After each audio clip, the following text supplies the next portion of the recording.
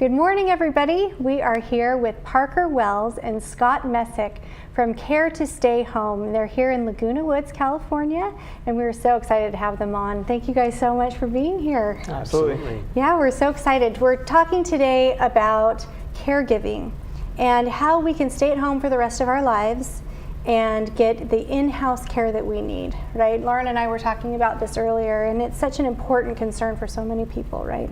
Yeah. So tell me, let's say, my parents are getting older. How do I know when they might need some extra help? There's a lot of indications that might lead you to know whether your loved ones are going to need some help around the house. When you start to notice things going wrong in their daily life, maybe they become a little more forgetful, they might be forgetting to bathe or shower, their hygiene might be not as crisp as it used to be at one point in time. That might be one indication that some personal care, there might be a deficiency there. Other things that you can look for are they forgetting regular events? Do they forget to go to church, or are they forgetting their doctor's appointments, or maybe even looking through the fridge and seeing if there are things that are expiring? That might be a really good indication that they may not be able to function at the same capacity that they once were able to. Okay, that makes sense. So let's say that my parents are kind of at that stage, right? So how do I know who is a good caregiver and who isn't? That's a huge question. In the state of California, there's recently been a law that's passed to help license home care agencies. And so that will help consumers be able to look for licensed companies. And that's one indication you want to look for in your search or beginning your quest. Okay, look for licensing. Licensing. All right, that's easy enough. Easy enough. The second thing a lot of people do is they go online. A lot of consumers today are researching companies before they even make that initial call. And so they're reading consumer reviews, whether that be on Google or Yelp, or asking friends and family if they've had experiences with home care. And so how does that work, though? Friends and family doesn't actually follow the licensed agency model, so that can be kind of a slippery slope. Yeah, it actually can. When you look at agency versus hiring maybe a friend of a family, there's a big difference in terms of the risk and the liabilities that come with both.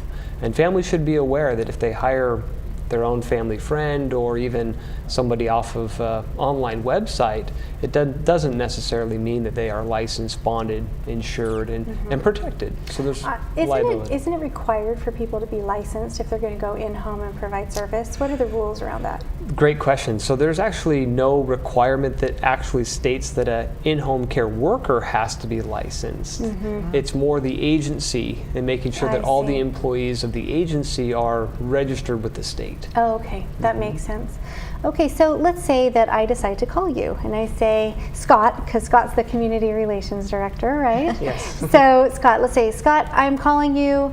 I need some tips to interview the right caregiver for me, right? So what are some good questions that I need to ask? Well, typically what we do in that sort of process is we'd set up a time where we'd meet with the family themselves and go through an initial assessment where we'd break down really what their needs are, what type of schedule they're looking for. Are you looking for someone in the morning for 4 hours a day? Did you just have a traumatic event where you had a fall and now you need 24-hour care? I mean, what exactly are we looking for? From that point, we can set up interviews where we can bring in caregivers to meet with them, or the family can also set that up as well and talk about different questions that we have set up to help understand exactly really what would be a good fit for them. Okay. Can you kind of show me an example of like an interview that might... It would be great to know what questions to ask. ask. We need to figure that out. I think interviewing a caregiver is a huge component here. There's a lot of intangibles that we look for when our company interviews a caregiver. We really want to find out more about that individual. We want to find out more about their character.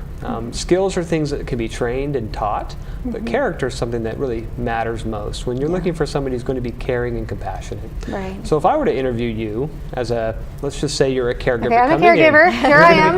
You're going to be the caregiver coming to your house. in. Yes. I'm going to first sit you down, and before you even ask the first question, I'm going to evaluate were you on time or not. Ooh, I would already fail, just Yes. so you know.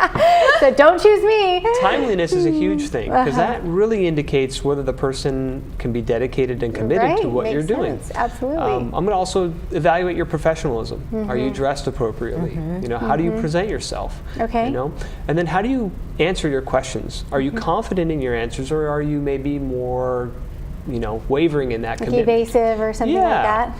So as I ask caregivers questions, I want to know, you know, first off, why are you a caregiver? Okay.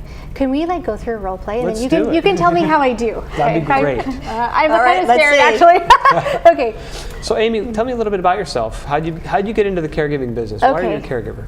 My name is Amy Cook, and I want to be a caregiver because I love people, and I want to make sure people feel happy and secure and well cared for. Okay. And tell me a little bit about your experience. I have no experience. I have 5 children. Well, as I could probably estimate that having 5 kids probably keeps you pretty busy.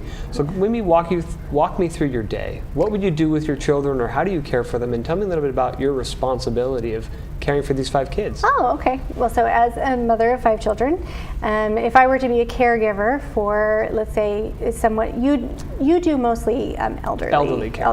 Okay, so if I were to help someone in elderly care, let's say my dad, for example.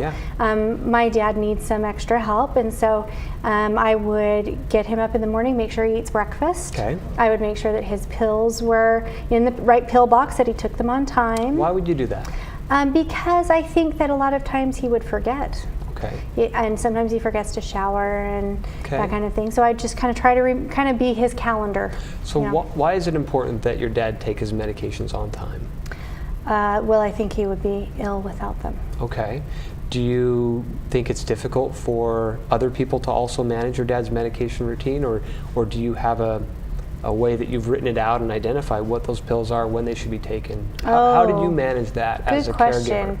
caregiver? As a caregiver, I would need to do that. Didn't think about that. And the reason I'm going to dive into deeper questions here is because I want to see how detailed that caregiver is. Yes, absolutely. How much foresight and thought did they put into that process? Because that's a very important process. And if a caregiver just thinks, I'm going to go ahead and make sure you take your pills, it doesn't really matter what time, without maybe writing it down or identifying it out, that only works if Amy's the caregiver for my client. All the time. All the time. That makes 24/7. sense. Because if I stepped in one day, Amy was out and she needed someone to come sub, That's right. Exactly. I have my own process. So I can tell, or a family should be able to comprehend how detailed of a person is this, because that goes beyond skills, that goes into character.